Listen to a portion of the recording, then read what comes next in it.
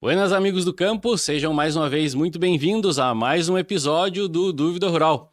E neste primeiro episódio de 2025, eu quero aproveitar para desejar a vocês muita saúde, muitas bênçãos e muita prosperidade. Que seja um ano bastante produtivo para todos nós. E neste primeiro episódio de 2025, nós vamos trazer um assunto muito importante aqui. Nós vamos falar sobre câncer no meio rural. Câncer que pode ser decorrente de algumas atividades que são desenvolvidas no meio rural, os mais diversos tipos de câncer, tratamento, formas de prevenção. Então, se esse assunto é do seu interesse, fique aqui com a gente. Este é o Dúvida Rural, o seu canal de respostas do meio rural.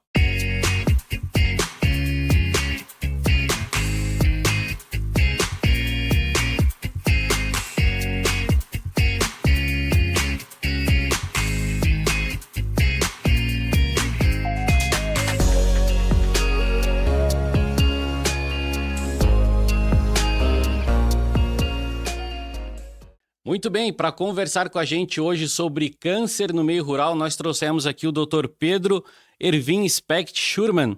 Ele que é graduado em Medicina pela Univale, é oncologista do Hospital Teresa Ramos desde 2009 e desde 2011 é oncologista clínico na ANIME, Unidade de Tratamento Oncológico aqui da cidade de Lages. Dr. Pedro Erwin Specht Schurman, seja muito bem-vindo ao Dúvida Rural. Obrigado pelo convite, uma satisfação estar junto com vocês aí para tirar a dúvida dos nossos colegas e amigos agricultores, pecuaristas que nos assistem e poder explicar para eles e desmistificar o câncer, tá? Porque afinal de contas, para muitas pessoas ainda, infelizmente, a palavra câncer ainda tem uma predisposição de ideias ruins e, infelizmente, muitos ainda associam o diagnóstico de câncer com uma morte precoce. Então, muito obrigado pelo convite. A gente vai tirar as dúvidas aí dos nossos amigos do campo para sanar e explicar o que está acontecendo hoje em dia. Muito bem, doutor Pedro, como forma de agradecimento, gostaria de entregar ao doutor aqui alguns brindes. Muito obrigado. Estes brindes são oferecimento dos nossos apoiadores. Nós temos aí o Cicobi Cred Serrana, que é muito mais que uma escolha financeira. Nós temos aí também a erva mate aragana, a erva mate que tem na versão cimarrona e moída grossa. E nós temos também como apoiador o mel São Brás, né? Se tratando de saúde, mel sempre é um dos artifícios que a gente usa para manter a nossa saúde. Então, com isso, a gente dá as boas-vindas ao Dr. Pedro aqui no nosso canal. Muito obrigado. O mel sempre é importante a gente ter na nossa dieta o consumo regular de mel, porque ele é um alimento extremamente saudável e nutritivo, cheio de vitaminas, minerais e faz muito bem para a nossa saúde. Faz muito bem para a saúde, né? E, doutor Pedro, para que a gente possa, antes de falar de saúde, eu gostaria que o senhor trouxesse para a gente aqui um pouco da sua história, um pouco da sua experiência, né? O que trouxe o doutor Pedro a tratar desse tema tão importante que é o câncer, né? Fazer com que as pessoas saibam, né, cada vez mais sobre essa doença que acomete tantos brasileiros. O que está por trás, né, da história, de experiência, de trabalho do Dr. Pedro? Bem, durante minha formação, nos anos de faculdade, a gente já tinha um contato com alguns pacientes que tinham câncer, mas durante a residência de clínica médica lá no Hospital São José, em Criciúma, foi que o contato foi muito grande, muito intenso nessa área. Digamos assim, acendeu aquela paixão pelo cuidado ao paciente, pela uma doença muitas vezes com um curso imprevisível, às vezes umas surpresas gratas, às vezes nem tantas, mas aí me despertou essa paixão e depois da residência de clínica médica fui fazer a residência de oncologia lá em Porto Alegre e aí sim, eu me descobri que estava na área correta de escolha da profissão de médico, então de cuidar dos pacientes com câncer, né? Oferecer a eles um cuidado integral e total sobre a sua doença. O câncer, eu acho que, né, se a gente for pensar em época digamos assim, de que começou a se falar de câncer, eu acho que isso vem desde, né, da época antes de Cristo, né? Se não me engano, acho que foi Hipócrates que tratou de definir o câncer como, fez até uma relação, né, como se fosse um caranguejo, né, onde onde ele falava que o núcleo do câncer era como se fosse o caranguejo e as patas era como se fosse o desenvolvimento desse câncer. Então, de forma assim muito antiga, o câncer vem sido tratado no mundo, né? Como é que o senhor vê essa história do câncer? Como é que o senhor trata disso? A história do câncer, cada vez mais os arqueólogos e os médicos legistas, patologistas, eles estão indo mais a fundo.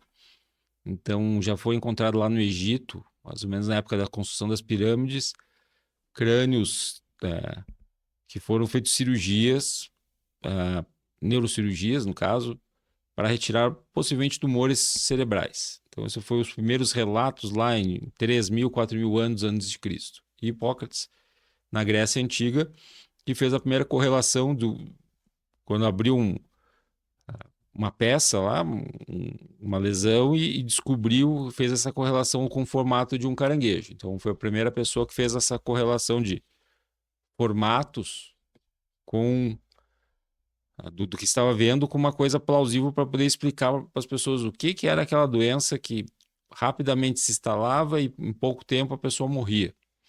Então foi essa primeira correlação de se explicar.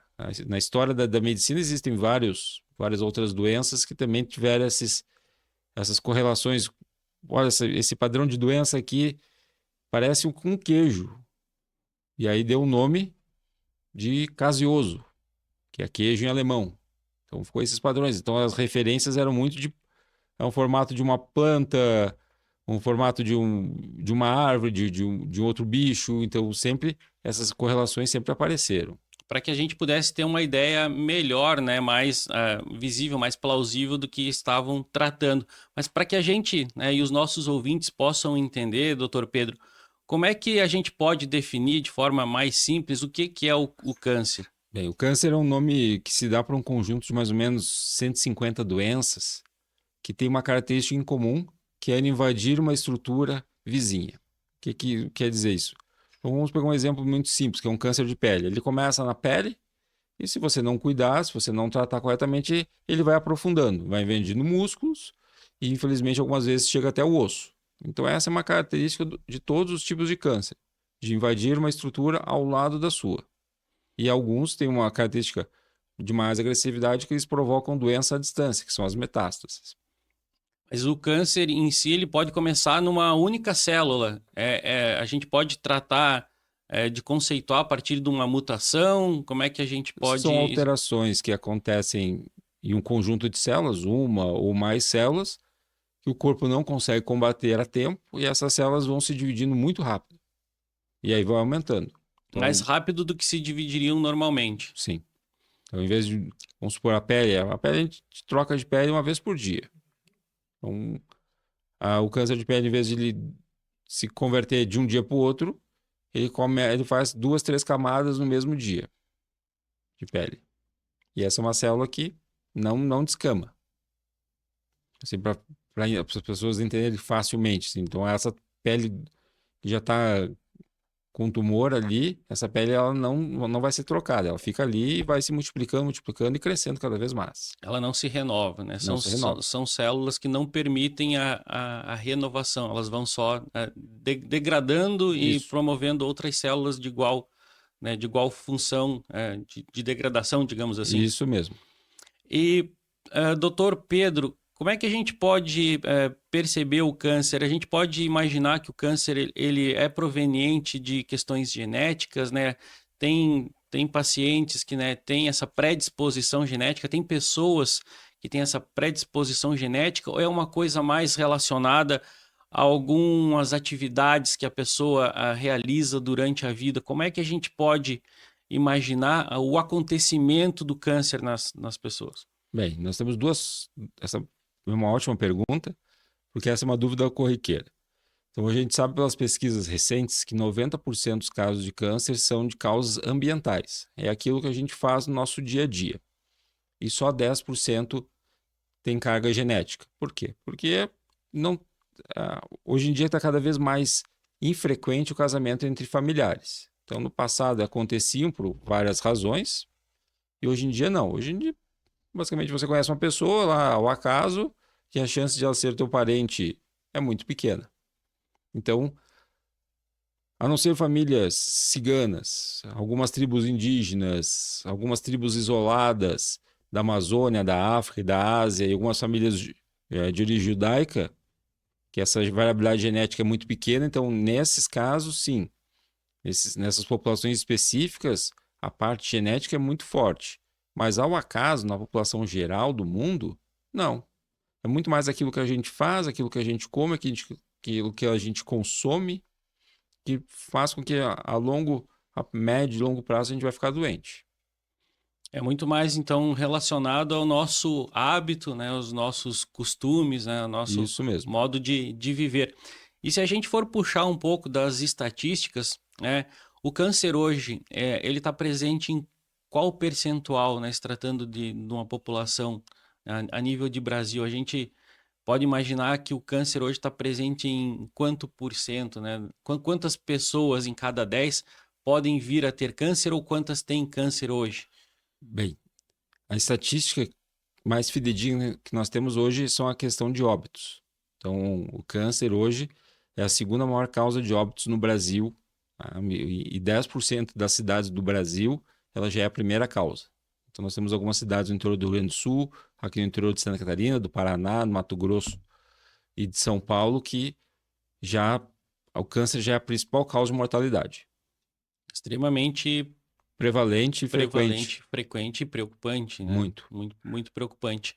E se a gente for tratar, doutor Pedro, por exemplo, do câncer relacionado ao meio rural, né? Tem algumas estatísticas que tratam do câncer especificamente relacionado ao meio rural? Temos alguns trabalhos muito fortes, feitos inclusive aqui no Brasil, feitos no Mato Grosso do Sul, na Bahia, Minas Gerais, que correlacionam o trabalhador rural com o câncer. Então, nessas populações. Então, basicamente, devido à nossa posição geográfica no Brasil, a presença do sol, então o câncer de pele é o mais frequente nessa população. Tem alguns locais por hábitos, por exemplo, fumar, consumir bebida alcoólica em demasia, o câncer de cabeça e pescoço, de câncer de pulmão, e por hábitos alimentares também temos a presença do câncer de intestino muito frequente nessa população. Na população rural também, porque a Também. gente imagina que a população rural ela se alimenta de uma forma melhor, né? Não se alimenta de tantos produtos com conservantes, de tantos industrializados, né? Como é que isso acomete essa população do meio rural, né? Quando a gente está tratando, então, né, de alimentação? Bem, nós temos aí algo que a gente tem que começar a conversar um pouco melhor sobre a alimentação, aí não só meio rural, mas assim, hoje a facilidade dos alimentos prontos, semi-prontos, é muito grande. E ela está disponível para todo mundo. Então, hoje, independente se você mora na cidade ou mora no campo, você pega o seu carro, o seu automóvel, vem à cidade, faz suas compras, e eu quero facilitar um pouco a minha vida, eu vou comprar. Eu sei que não é época vamos supor, de uma fruta específica, mas daqui está na promoção, eu vou levar. Aí eu vou levar um enlatado aqui para facilitar a minha vida. Eu vou levar um congeladozinho aqui para no final de semana eu comer uma comida diferente. Então, a gente sabe que a alimentação vai fazendo com que a gente adquira um pouco mais de peso, a gente não gasta mais tanto energia. E aí, esses radicais livres que esses alimentos ultraprocessados, processados vão nos trazendo, eles vão acumulando no nosso corpo. E, infelizmente, mais cedo ou mais tarde a gente vai ficar doente. E se a gente for relacionar alguns alimentos, né, a questões, né, como o câncer, partindo para alguns tipos de alimentos, né, que orientação o doutor pode dar em relação a cuidados, né, com devidos alimentos, com quais tipos de alimentos a população deve ter um pouco mais de cuidado? A primeira coisa que a gente tem que ter consciência é quando a gente vai comprar qualquer alimento embalado, a gente tem que ler o que está no rótulo. Então, vários nutricionistas falam, vários médicos falam que assim, quanto mais produtos que você não sabe o que é, quanto mais conservantes, aromatizantes, estabilizantes se tem ali, pior ele é. Então, assim, você vai lá pegar um produto que ele tem prazo de validade de 5 anos. mas na forma natural ele tem validade de uma semana. Já dá para desconfiar. Então você começa a pensar o que ele tem aqui dentro que dura 5 anos. Então, essa é a grande reflexão que a gente tem que fazer. Então, quando você... Aí a gente tem que ler o rótulo do alimento. Então, por exemplo, assim, vamos dar um exemplo prático aí do dia a dia. A salsicha, linguiça. Você lê lá, tá lá, carne de porco, carne de origem bovina, carne processada, estabilizante, nitrito, nitrato, sal, realçador de sabor, corante, temperos como sal, pimenta, alho, cebola.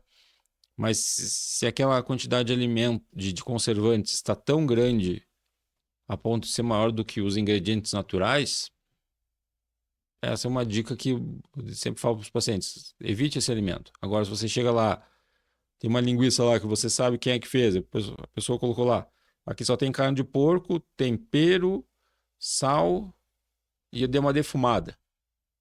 E aqui com folha de macieira. E só que assim, tu comprou, tem que fazer, porque ele não dura muito tempo. Mesmo defumado, ele dura pouco tempo. Então, esse é um alimento que, em tese, não vai te agredir tanto. E, né, se tratando desses alimentos, né, talvez não só o fator de consumir, mas a quantidade que se consome, também a frequência, né, doutor Pedro? Eu acho que são também agravantes. Sim, com certeza. Então, assim, por exemplo, lá na tabela nutricional da Organização Mundial de Saúde, está lá que a gente tem que comer 9 porções de frutas e verduras por dia.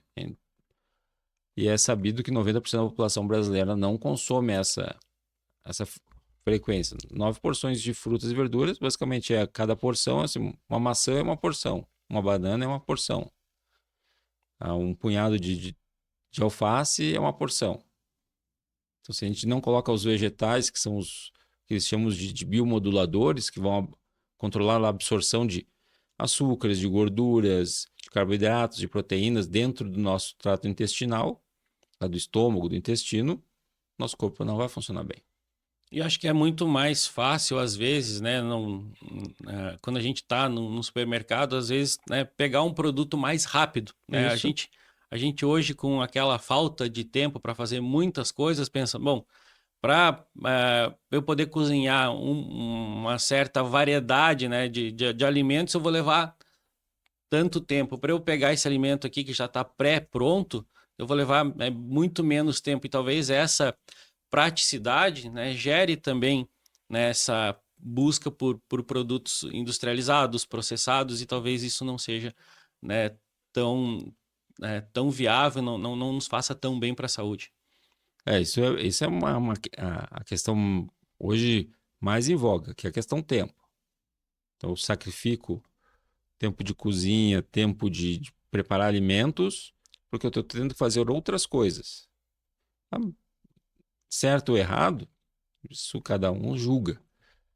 Mas, então tem que tirar um dia assim, vou fazer comida para semana. Aí faz lá a quantidade de arroz para semana, de quantidade de vegetais, de feijão, de carne. Porque a gente vê muitas vezes assim, eu vou comer uma lasanha aqui que em 3 minutos o micro-ondas está pronto. Mas assim, tu vai lá, um dia tu olha, vira lá o rótulo lá e vê o que tem dentro. Não é só queijo, massa, queijo e presunto. Tem um monte de coisinha. Que às vezes tu gastar um pouquinho mais de tempo para fazer uma lasanha de forma mais natural, né? Tu pode estar prolongando o teu tempo de Teu vida tempo de vida. por E conta aí, disso. nesses 3 minutos, o que tu fez? Ficou olhando o celular, ficou assistindo televisão ou aproveitou para fazer uma salada natural, para fazer um. Então, aí, por isso que aí cada um julga o que é conveniente, né? Mas assim, se você aproveitou esses 3 minutos nesse dia, que eu estou comendo uma lasanha, para fazer uma salada, eu vou comer a salada antes de comer a lasanha, não tem problema. Eu acho que o tempo é uma coisa que é tão forte, não só para quem está no meio urbano, mas também para quem está no meio rural, né? Porque o meio rural, hoje em dia, também está mais evoluído, né? As pessoas estão investindo mais tempo nas atividades rurais. E falando nessas atividades, por conta dessas atividades, né? Que tipos de câncer a gente poderia elencar aqui que são os cânceres mais comuns no meio rural, doutor Pedro? Disparadamente, o câncer de pele é o mais comum, tá? Então, basicamente, por, por algumas razões geográficas, físicas e de nossa cultura. Então, por exemplo, chega no verão, a cultura brasileira é de se expor ao sol. Vou aproveitar o sol, o calor, vou bronzear. Então, a pessoa vai pro campo, vai fazer sua atividade lá, vai com pouca roupa. Vou tomar uma roupa mais leve para suar menos. Muitas vezes é uma roupa não passa protetor solar, porque isso não é o hábito. Então, infelizmente, o protetor solar ainda é caro, não está disponível em todas as unidades de saúde de todos os municípios. Então, as pessoas não têm o hábito, ou às vezes passam só de manhã e esquecem de reaplicar. Então, infelizmente, o câncer de pele é o mais prevalente e comum nessa população. E eu acho que no caso do produtor rural, né, esse contato com o sol é praticamente inevitável, né? Porque mesmo que as atividades dele sejam em galpões, né, por conta de outras situações, ele precisa, né, dessa exposição para poder, né, dar conta da É, sua produção, da sua lavoura, né, da sua área de pecuária, né? Então, acho que a exposição ao sol, para quem está no campo, é praticamente inevitável. mas aí os cuidados tem que ter. Então, por exemplo, é sabido que sim, se você for buscar o gado 6 horas da manhã, num dia nublado, ele vai estar dentro do mato. Agora, se você for às 10 e já saiu o sol, ele já está no campo. Então é muito mais fácil buscar o gado às 10 da manhã, num dia de sol, do que um dia tá um pouquinho de verão, que está um pouquinho mais frio, que tem uma neblina ou uma garoa, o gado está dentro do mato. Então as pessoas, assim, não, nesse dia que tu vai lá, tem que usar uma manga de camisa, um chapéu de aba larga, se possível usar um óculos escuro e passar protetor solar em todas as áreas. Então, nas mãos, no rosto, nas orelhas, na nuca, tudo aqui, ou aqui onde a camisa fica aberta. Então, isso você tem que passar. E a cada 4 horas tem que reaplicar o protetor solar. Mas tão importante, né, quanto isso ser feito nos dias de sol, nos dias nublados também, né? Porque É o ano inteiro. a insolação também acontece nos dias nublados, né, É o doutor? ano inteiro. O ano inteiro. Então, hoje, muitas vezes, está lá assistindo a previsão do tempo, o jornalista fala assim: hoje vai dar 40 graus no litoral, mas a radiação está em nível 12, que é a mais intensa. Então não saiam de casa ou se não for estritamente necessário. Então, cuidado na hora de ir à praia. No campo é a mesma coisa. Se tem um dia que vai dar 35 graus e o índice de radiação solar é altíssimo, mesmo aqui na serra, a gente tem que cuidar, tem que se proteger. Não é porque está nublado.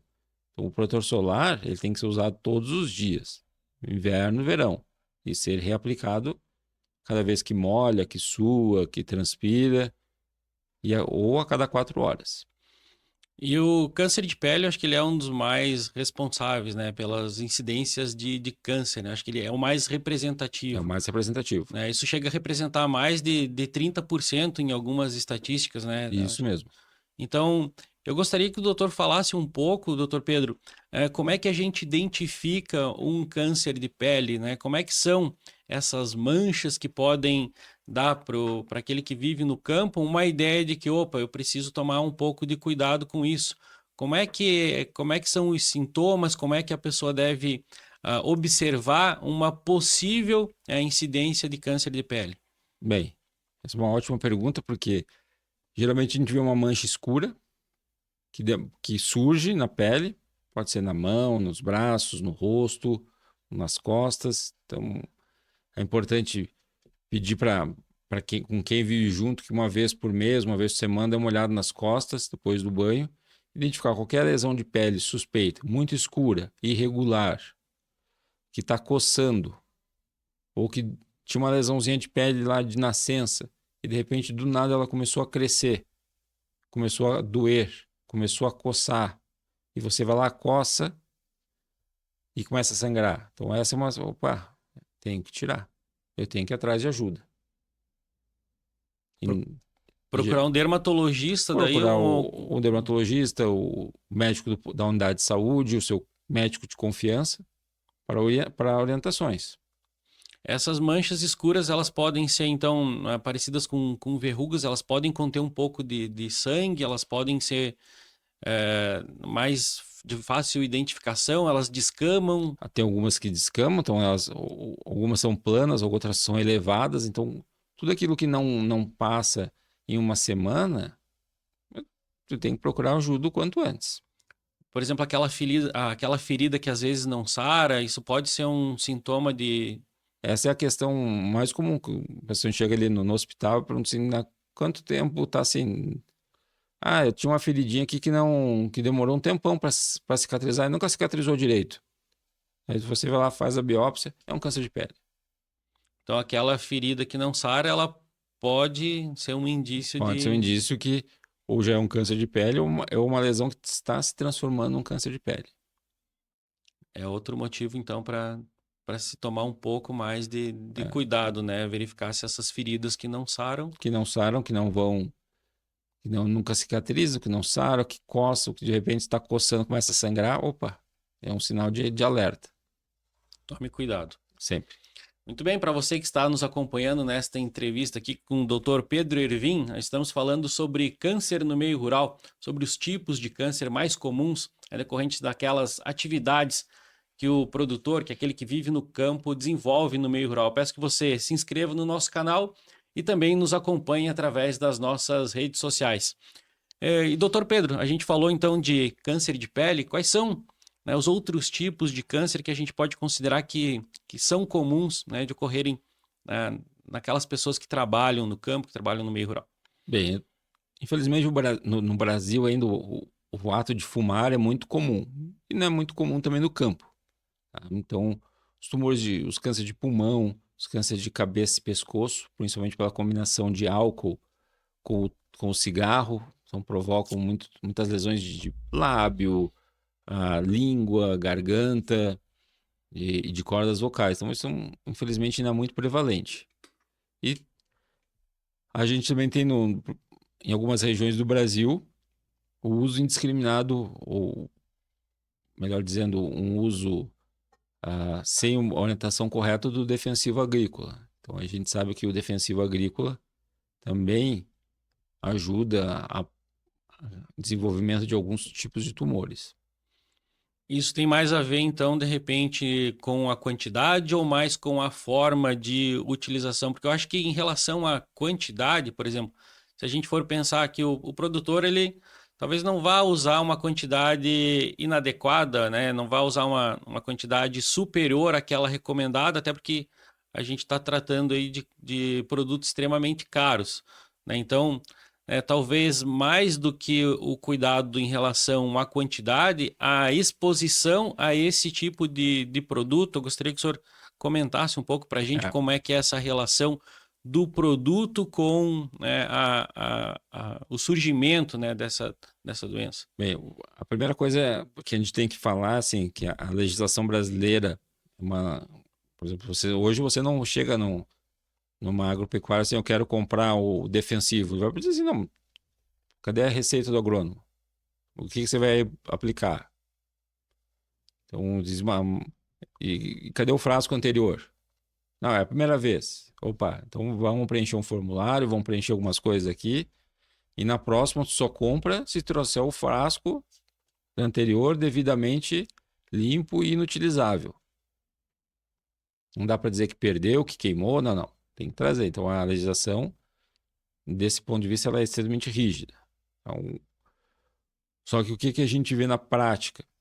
Que quem está aplicando muitas vezes não está usando os EPIs, os equipamentos de proteção individual. Muitas vezes a gente conversa com alguns pacientes que fazem, que aplicam, muitas vezes eles utilizam uma bomba muito antiga, sem a manutenção adequada, que extravasa, não usa aquela roupa plástica impermeável, porque diz, não, mas doutor, você já colocou aquela roupa, fica muito quente, fica desconfortável, o meu terreno é inclinado, não é no plano. Eu tenho que passar lá com aquela bomba de costas, lá e dependendo como é o movimento, um pouquinho cai, sempre derrama na pele. Então sempre cai na camiseta. Então tem que se organizar melhor. Então, quem vai aplicar tem que usar a roupa especial, as luvas, a máscara, óculos e fazer a manutenção do equipamento corretamente, para que ele não você faça a diluição do produto de forma correta e você não perca, porque derrama. Então isso é muito... E depois, então, essa história ela se repete, não só aqui na nossa região, mas em outras regiões e Brasil afora, que já está se vendo que muitas vezes quem aplica, quando ele chega em casa, o que faz? Ele tira aquela roupa e a roupa vai para o mesmo cesto de roupa suja da família. Aquela roupa impregnada de defensivo agrícola vai ser lavada junto com as outras roupas. E acaba, então, um pouco de resíduo sendo impregnado nas roupas do resto da família. Contamina as outras roupas também. Contamina as outras roupas. Então, E isso leva prejuízo para o resto das pessoas da família. Então, assim, tem alguns relatos, assim, por que o agricultor que sempre aplicou nunca ficou doente, mas a sua esposa ficou doente. Daí começa a fazer o rastreamento, tá, mas qual é a dinâmica da casa? Não, eu vou lá, preparo, aplico, e meio-dia eu volto para almoçar, eu tiro, já deixo lá, ela já lava depois na sequência, junto com o resto das roupas. Então, assim, ela está tão exposta quanto quem está aplicando.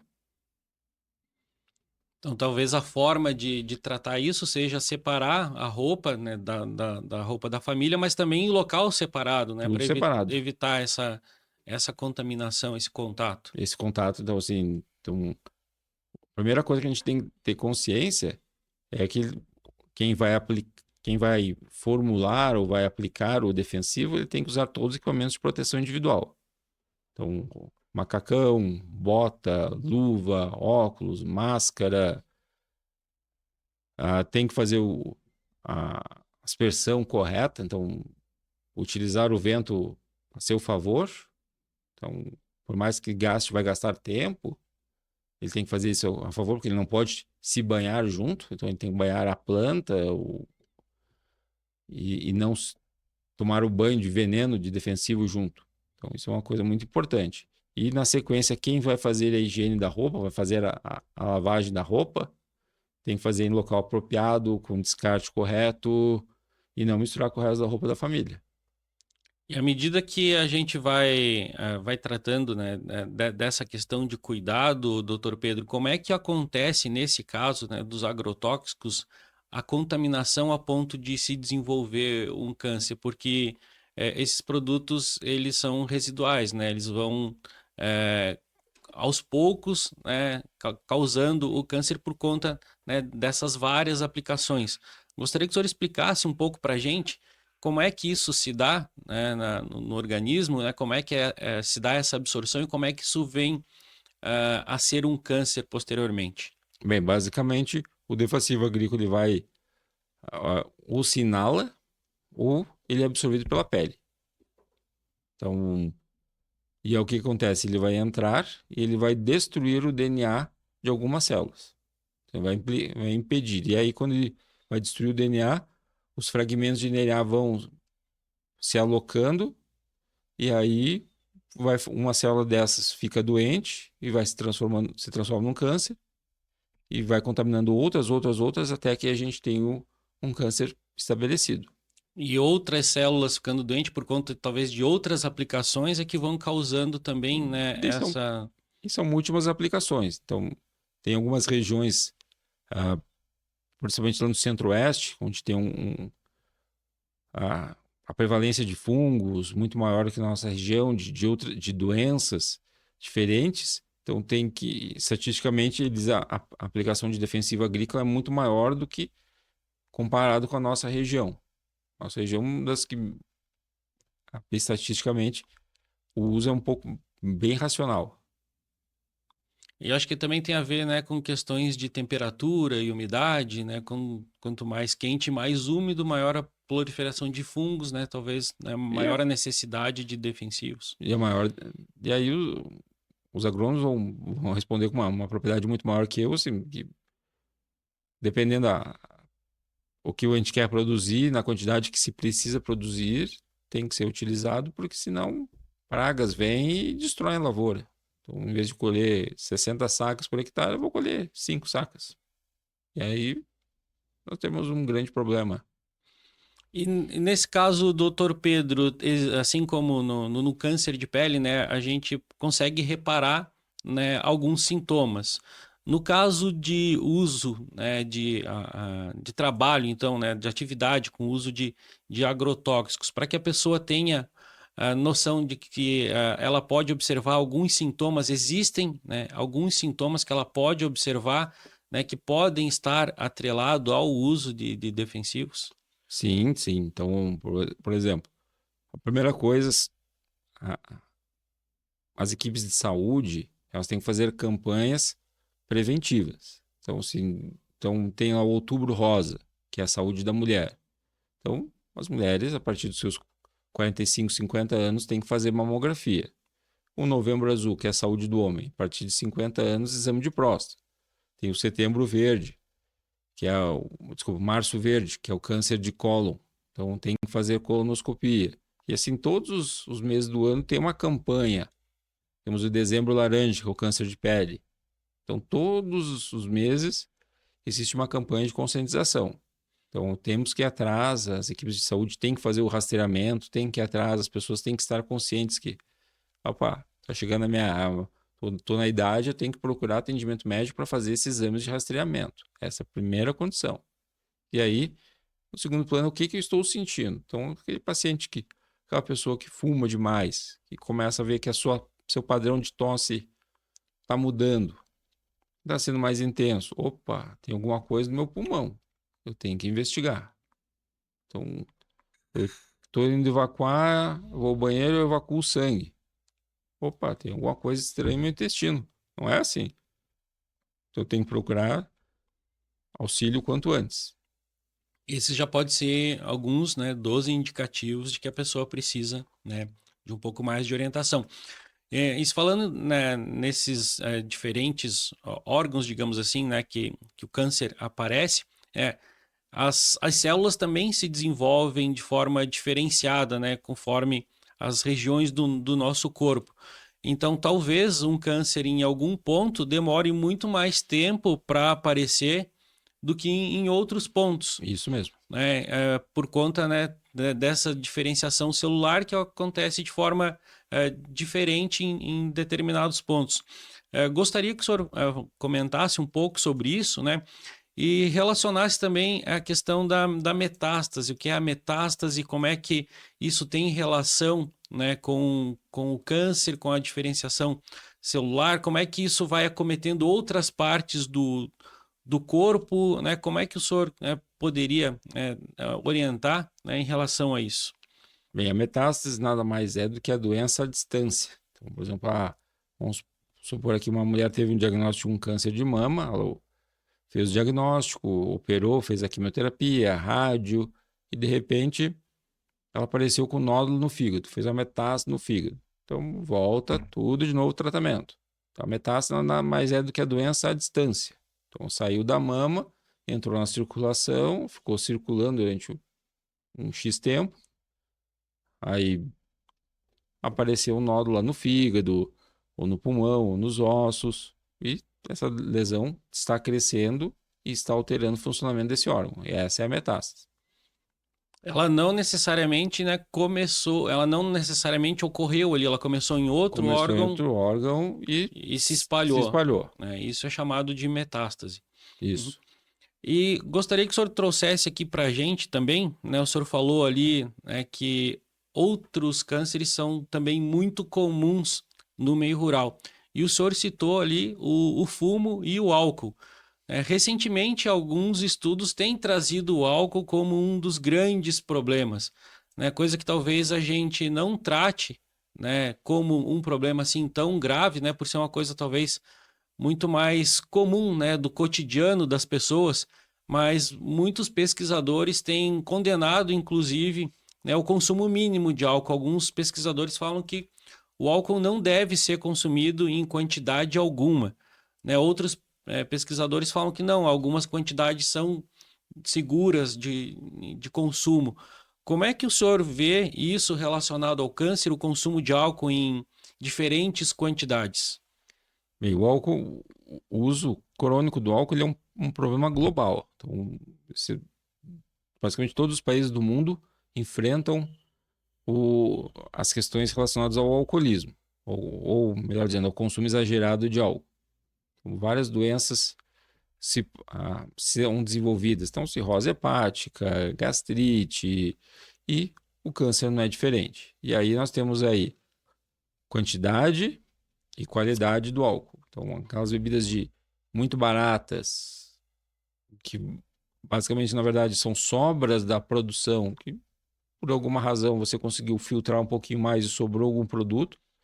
Você fez lá uma cerveja de má qualidade, uma aguardente de valores alcoólicos permissíveis pela lei, mas com uma quantidade de resíduos muito grandes.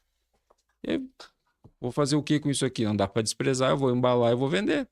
Então as pessoas acabam consumindo por quê? Porque é barato. Não pesa no orçamento. Só que aí, esse tipo de bebida aí ó, tem uma quantidade de resíduo tão grande que daqui a pouco, e às vezes associado ou não, com o tabaco, com o cigarro, vai causar um câncer. Então esse é um grande problema. A gente vivencia isso no nosso dia a dia ali no hospital, que infelizmente os pacientes, principalmente com tumor de garganta, de boca, de língua, vai ver lá o consumo de bebida alcoólica é muito alto. Às vezes chega a passar da quantidade de 1 litro por dia e vários cigarros junto.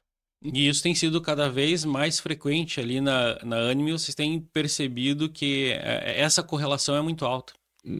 Tanto lá na clínica quanto no hospital, isso a gente vê no dia a dia. Então, a combinação de álcool de má qualidade em quantidades muito grandes associado ao cigarro é extremamente prejudicial para a nossa doença, para a nossa saúde.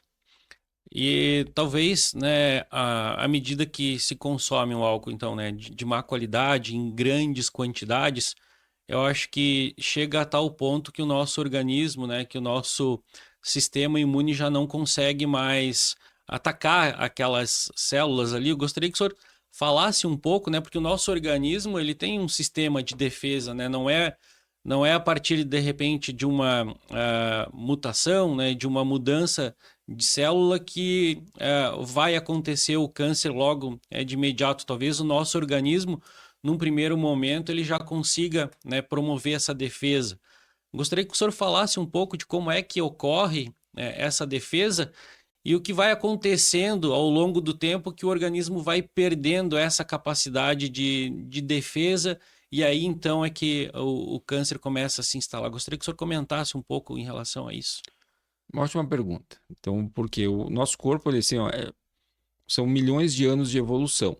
Então, desde as primeiras formas dos homens, nos homens das cavernas, e que a gente vem evoluindo, são milhões de anos. Então, o nosso corpo ele consegue se defender de muita coisa. Então, vira e mexe, a gente cria uma célula tumoral no nosso corpo. Só uma célula que vira digamos assim, um mini câncer. Só que o nosso sistema imunológico, em grande parte das pessoas, ele vai lá e consegue combater e destruir essa célula. Só que assim, aquela pessoa que é obesa, que não faz atividade física, tem uma grande quantidade de radicais livres circulando. Aquela pessoa que bebe em demasia. Aquela pessoa que fuma em demasia. Aquela pessoa que toma muito medicamento, ele inibe o seu sistema imunológico. Então, o que acontece? O seu sistema imunológico não vai funcionar. Então, aquela célulazinha, ela chega lá, identifica que tem alguma coisa errada, só que não consegue identificar totalmente. Ele vai dizer, não, eu vou ficar só observando isso aqui. Vou observar. Depois, se precisar, eu venho aqui e vou destruir ela. Só que, não, como ele é incompetente, por excesso de atividades que ele tem que fazer, aquela célula ali, ó. Então, de uma vira 2, vira 4, vira 8, 16, 32, 64, e aí vai. E aí já perdeu o controle e o sistema imunológico já não consegue mais controlar. Então, bons hábitos de vida nos reduzem muito o risco de doença e faz com que a gente ganhe anos de vida lá na frente. Então, se a gente puder não fumar ou parar de imediato qualquer forma de consumo de tabaco, cigarro de papel, palheiro, cigarro eletrônico, tem que parar. Eu gosto de beber. Então, você vai beber muito pouco. Vai escolher datas e vai consumir muito pouco álcool. E de preferência de álcool de boa qualidade. Eu quero, então, fazer exercício. Eu quero ficar forte. Eu vou para academia, eu vou jogar bola, eu vou andar de bicicleta, eu vou correr. Tem que começar o quanto antes. Eu acho que essas atividades, né, elas fazem com que o nosso corpo realmente crie, né, um sistema de defesa ou melhore aquele sistema de defesa que a gente tem. Mas se a gente for atrelar isso ao trabalhador lá do campo, né, o homem que está no campo, como é que a gente pode pensar que além daquelas atividades corriqueiras do dia a dia, daquelas atividades normais, o produtor ainda consiga achar tempo para alguma atividade? Como é que o senhor diferencia aquela questão, né, que a gente sempre comenta entre atividade e exercício físico? O que é atividade que faz bem para a saúde, que promove, né, que fortalece esse sistema imunológico? O que é o exercício? Como é que o senhor definiria isso? E tratando especificamente para aquele cidadão, né, para aquele homem, para aquela mulher que está no campo hoje, que precisa dessa atividade para melhorar o seu sistema imunológico, para melhorar a sua condição física. Bem, então, atividade física é tudo aquilo que a gente vê o nosso corpo ter prazer em fazer. Então, você tem que tirar um tempo lá. Às vezes, uma atividade simples, que é uma caminhada. Eu vou lá preciso ir lá na vizinha, lá do sítio.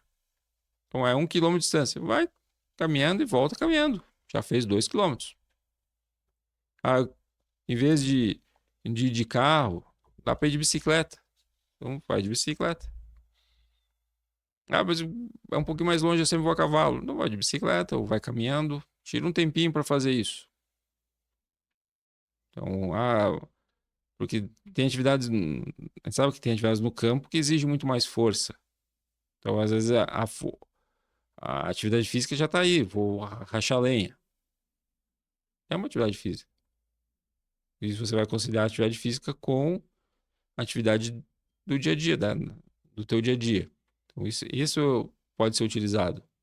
Mas a gente sente controlar a alimentação, vou tirar o álcool, vou tirar o cigarro, já conta muito ponto. Já está promovendo Já está uma provendo saúde. saúde, uma melhor qualidade de vida e talvez prolongando essa vida, né, doutor? Isso é verdade. Muito bem, para você que está nos acompanhando neste bate-papo aqui com o Dr. Pedro Ervin, a gente está falando sobre câncer no meio rural, os mais diversos tipos de câncer, né, como esses cânceres aparecem, como identificar, como se prevenir. Eu peço que você se inscreva no nosso canal e também ative as notificações para não perder mais nenhum episódio, né, deste canal que traz aqui dúvidas, esclarecimentos sobre questões do meio rural. E, doutor Pedro, se tratando de tratamento, então, né, o que as pessoas podem pensar quando já foi identificado esse câncer, né, se já está num estágio avançado ou não, quais são os métodos de tratamento, como essa pessoa pode tratar esse câncer uma vez que foi identificado? Bem, o tratamento do câncer ele é um tratamento que são várias fases. Então, tem tumores que eles precisam ser operados de imediato, tem tumores e depois fazer quimioterapia, radioterapia, ou são doenças que precisam de tratamentos combinados. Então, tem doenças que precisam que no primeiro momento você faça a radioterapia com quimioterapia, para diminuir bem a lesão, e no segundo momento você vai para a cirurgia. Ou tem, infelizmente, doenças que estão muito avançadas, em que você tem que ir direto para a quimioterapia para controlar a doença. Então, muito do tratamento vai depender também de quão espalhada está a doença. Então, por exemplo, os pacientes assim ficam um pouco Mas eu cheguei aqui no hospital e o senhor não vai me dar quimioterapia hoje? Não, não, mas precisamos ver que pé é que está a doença. Então, o senhor vai lá fazer os exames, as tomografias, os exames de sangue, e no seu retorno daqui a tanto tempo a gente vai começar a sua quimioterapia, ou vai indicar cirurgia. Então, tudo depende de que pé que está a doença, qual é o estadiamento da doença, em que estágio ele está. Para que a gente possa ter uma ideia das diferenças, né, entre radioterapia e quimioterapia, em que momento entra a radioterapia, em que momento entra a quimioterapia, elas entram em momentos conjuntos, em que situação, doutor Pedro? Basicamente, a radioterapia, para explicar assim, ele é um tratamento local, direcionado, em cima de uma área específica. Por exemplo, eu tenho um tumor no cérebro, que não dá para operar. Então, eu vou fazer a radioterapia em cima daquela lesão. Eu não irradio mais nenhuma lesão, só irradio aquela lesão dentro do cérebro. Ou só irradio aquela lesão no osso. Então, o radioterapeuta faz o preparo lá do paciente lá e dos campos para pegar a radiação só dentro daquela lesão. E assim, a 1 milímetro da lesão já tem 0 de radiação. Então, ele vai fazer só dentro do campo que está demarcado. 100% da radiação ali dentro. Então, a radiação, o que ela vai fazer? Ela vai fazer que ela vai quebrar a célula tumoral, fazendo com que a célula tumoral morra. E a quimioterapia, ela age de uma maneira diferente. Ela vai entrar no teu organismo através da veia, um soro, que dilui o remédio. Ele vai entrar e vai destruir todas as células que estão se multiplicando rapidamente. Então, às vezes, para destruir a célula que está no intestino e na redondeza dele, às vezes pega um pouquinho mais de situações. Mas é um tratamento que eu estou jogando na corrente sanguínea o medicamento para ele ir atrás de todas as células tumorais. É possível que a gente possa correlacionar, então, a radioterapia a um tumor inicial, a um processo iniciante, digamos assim, desse câncer, e a quimioterapia é um processo mais avançado, a metástase.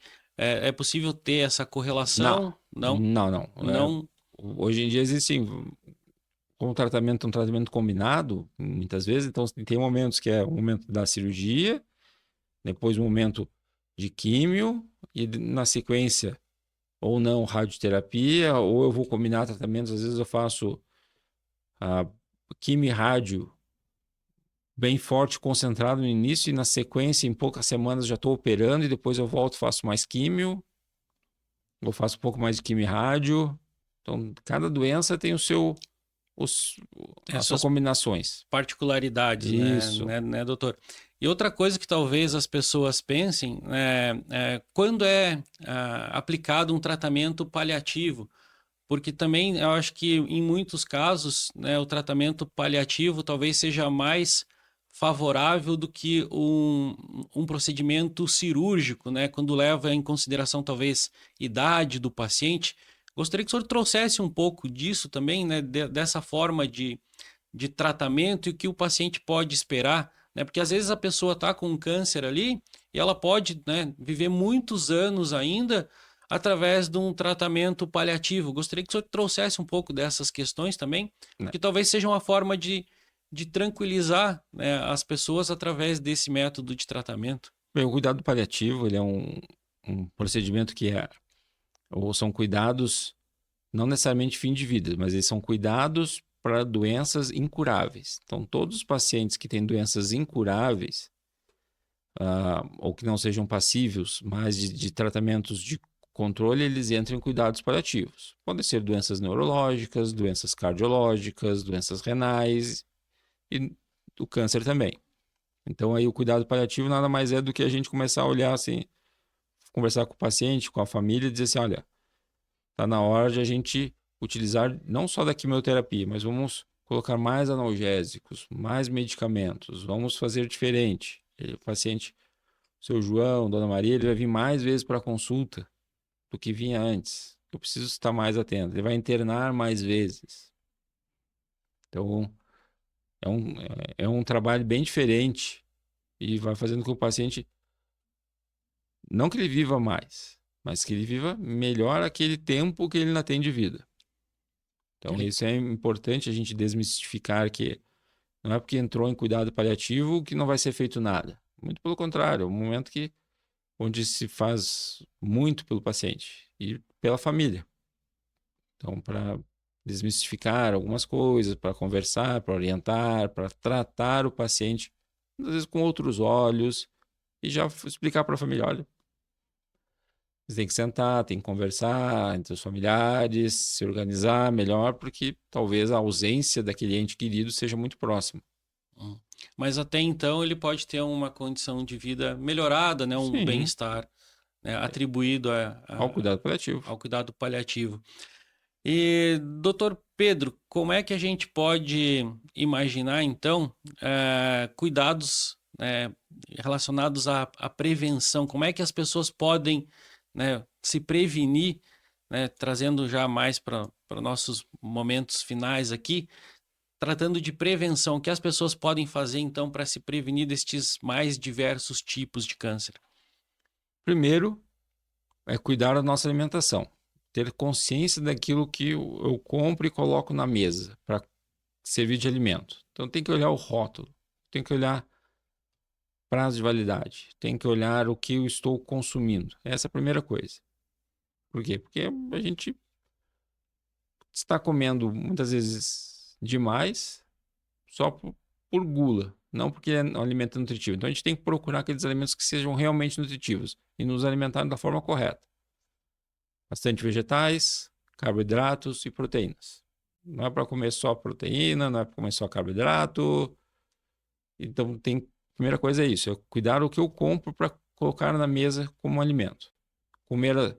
Várias culturas do mundo comem basicamente o que a natureza produz. Então, está na época da maçã, vai começar a maçã agora. As Então, coisas da terra, como chamam, né? então vai começar a maçã, em breve vai começar a maçã. Agora é a época de consumir maçã. Não lá em outubro, que daí a maçã que está na câmara fria, está estocada. Lá em outubro é a época do morango. Então lá em outubro eu vou consumir morango. No começo do outono, no outono e inverno eu vou consumir laranja. Que são os alimentos clássicos da época. Não vou consumir laranja em dezembro. Então, a primeira coisa é ter essa racionalidade. Então, eu vou comer, em vez de comprar carne enlatada, envidrada, eu vou comer carne natural. Então, eu vou lá no açougue e vou escolher lá a carne correta lá para aquele tipo de comida. Então, cuidar disso. O mais natural possível, o mais fresco O possível. mais fresco possível. Então, quanto menor o prazo de validade daquele alimento, em tese, melhor a qualidade. Então, eu vou lá, eu vou cuidar lá do prazo de validade do alimento. Vou lá olhar lá. Esse mel aqui foi produzido em novembro de 24. Nós estamos em janeiro de 25. Tá fresco. Vou consumir. Agora, vamos supor lá, pega um produto lá e olha a validade. Ele foi feito em novembro de 2020 e vale até novembro de 2025. Opa, mas ele está 4 anos enlatado. Eu vou olhar lá o que tem na composição. Tem 3 produtos naturais e 15 conservantes. O realçador de sabor. Então, opa, tem alguma coisa errada aqui. Não, esse alimento não vou consumir. Primeira coisa. Segundo, consumo de água. Tem que tomar bastante água durante o dia. Então, 2, 3 litros de água. Principalmente no verão, se transpira muito. Vou deixar as bebidas enlatadas, envidradas, refrigerantes, sucos prontos, que são ricos em açúcar, de lado. Não vou preferir tomar água.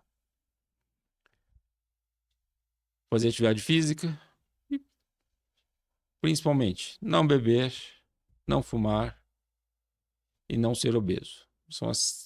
Basicamente são as melhores coisas que a gente pode fazer hoje para não ficar doente.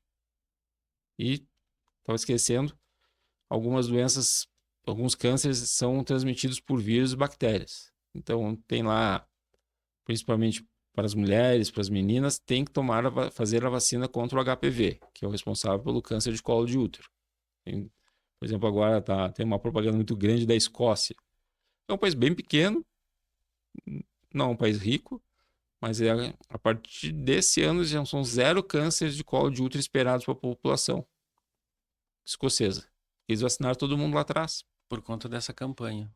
Austrália, mesma coisa. Nova Zelândia, mesma coisa. Vacinei toda a população nos últimos anos. Então, os índices de câncer de colo de útero caíram violentamente. Só vai ter câncer de colo de útero na Austrália o imigrante que não foi vacinado. Eles já estão com essa consciência. Prevenir é melhor do que É remediar. muito mais barato dar a Muito. vacina e prevenir do que gastar em tratamentos lá na frente, que não são fáceis para as mulheres e não são baratos para a fonte pagadora. E se tratando em vacina, agora me surgiu uma dúvida que há poucos dias, há poucas semanas atrás, o governo russo, né, lançou a possibilidade de produzir, né, uma vacina contra o câncer.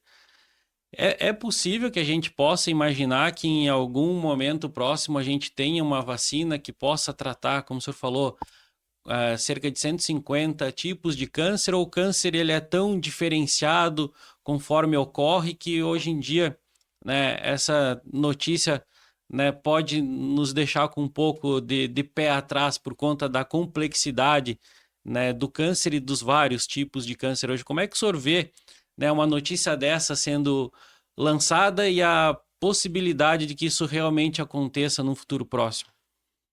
Parte de mim fica feliz, porque a gente já está vendo que já está sendo olhado para esse lado. E só que outra parte, a parte cética da coisa, da situação, que eu tenho que ler o estudo que eles estão desenvolvendo para entender o que eles querem. Porque, sim, são mais de 100 doenças que têm o nome de câncer. Então, assim, eu estou jogando mais de 100 doenças, tudo dentro do mesmo saco. Tudo no mesmo balaio. Vou dizer assim, é tudo farinha no mesmo saco, então eu vou fazer um negócio aqui que vou prevenir todas essas doenças. E a gente sabe que na prática, na realidade, às vezes a entidade lá que a gente dá o nome lá, câncer de mama, que é uma doença prevalente. Tem mulheres que curam e tem mulheres que, infelizmente, fazem tudo e rapidamente morrem. Então, são duas doenças iguais? Não. Mas tem um nome de câncer de mama. Então, a gente vai ter que esperar um tempo, ver o que sai o que a Rússia, o governo russo vai lançar, o que as pesquisas vão dizer, e aí sim a gente vai tirar as conclusões. Eu acho que é um pouco precipitado. Mas eu não duvido que talvez em algumas décadas, muitos anos, a gente não esteja muito próximo de dizer assim, vai ter vacinas para tipo A, B, C, D e E de câncer. E o resto Pode ser possível, porque pode ser possível. uma coisa quando vem uma notícia dessa e a gente pensa nos estudos, vem logo à mente que amostragem foi utilizada para que esse estudo foi feito, né? Em que etapa de avanço desse câncer esses estudos foram feitos e para que tipos de câncer foram feitos, né? Em que condições as pessoas que participaram desses estudos estavam?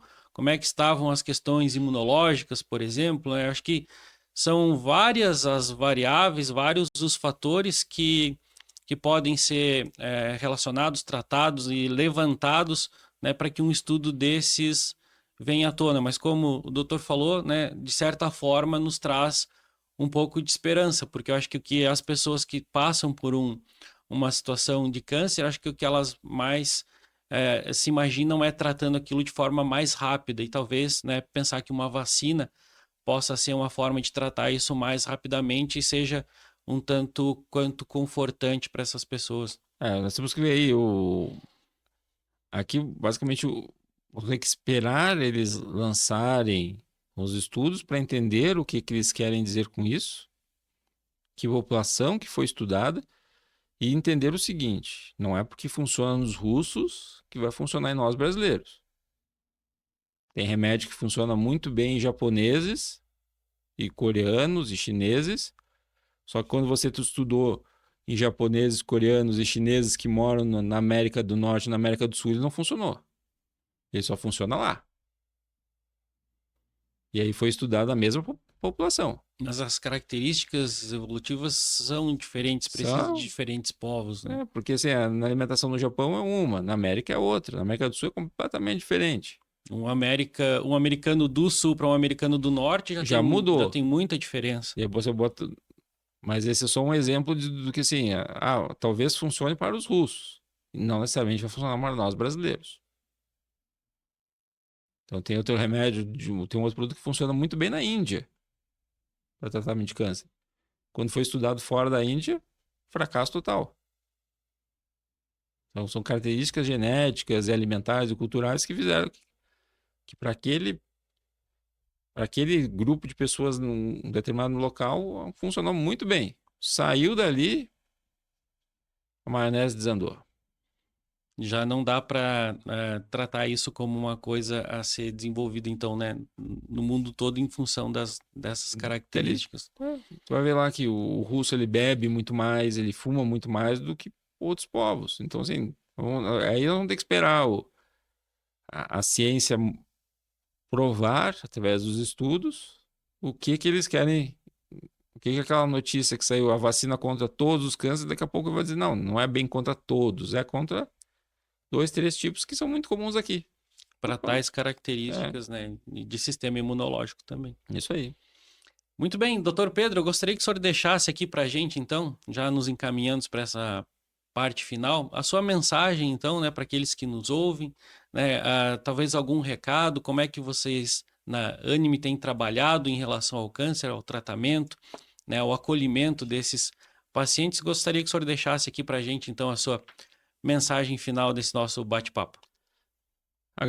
Mais uma vez agradecer o convite, tá? Sempre é um prazer poder esclarecer sobre o assunto câncer com a população e sempre ressaltar basicamente aquilo que a gente vem falando nos últimos anos aí. Cuide da alimentação, não beba, não fume e faça atividade física.